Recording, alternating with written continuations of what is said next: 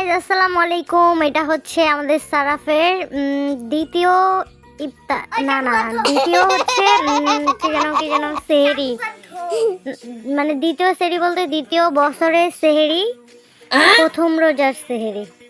না সরি, আগের বার তো সেহরি করেনি। কি যে উল্টা পাল্টা বকি নিজেই জানি না। এই যে সারাফকে খাওয়াইছিলাম ডাল ভাত ডিম, তো সে খায় নাই, জোর করে তাকে এক নালা ভাত খাওয়াইছি যেন সে রোজা রাখতে পারে, প্রথম রোজা।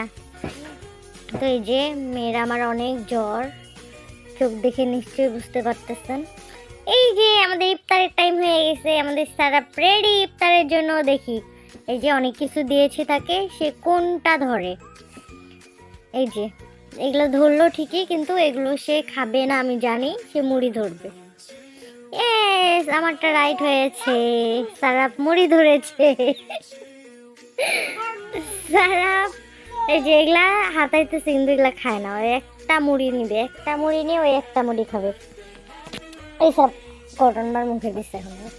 এই যে মুড়িগুলা খাইতেছে। এই যে সারাপের প্রথম ইফতার। সারাপ কি সারাদিন রোজা রেখেছে? না, সারাপ সারাদিন রোজা রাখে নাই। তারপরও আমি দোয়া করবো আল্লাহ যেন ওর এই রোজাটাকে কবুল করে। সেহেরি এবং ইফতারি তো করছে।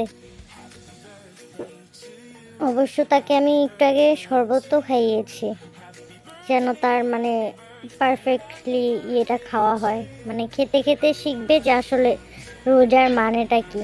আমাদের বাসায় আবার বাচ্চারা ছোটোবেলার রোজার মানে বুঝে সেহরি খাওয়া আর ইফতার খাওয়া, সারাদিন কী হয়। তো এটা থেকে আস্তে আস্তে না খাওয়া শিখবে। গত বছর দেখি কতক্ষণ, মানে আরও 1 বছর পর সেহরি খাওয়াবো, খাওয়ানোর পর ওরে অনেকক্ষণ রেখে দেবো না খাওয়ায়। তারপর 4 বছর হইলে 1-2টা করে রোজা করাবো। কিরে মাস্টারবি, তুই আমাকে মারতেছিস কেন? এই যে সারাফের আম্মু চলে এসেছে। এই যে সারাফের জ্বর, তো সারাফের নাক দিয়ে একটু একটু মনে পানি বেরোচ্ছে।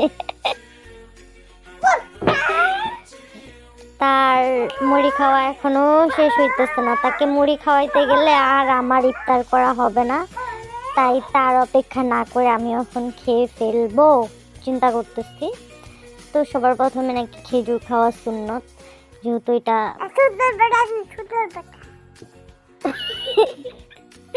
এই খেজুর খেয়ে রোজাটা ভাঙলাম। আল্লাহ তুমি আমার রোজা কবুল করো। ওই যে আমার ভাইনা বলতেছে আল্লাহ তুমি আমাকে মারে ফেলাও। ওর জীবনে কত দুঃখ,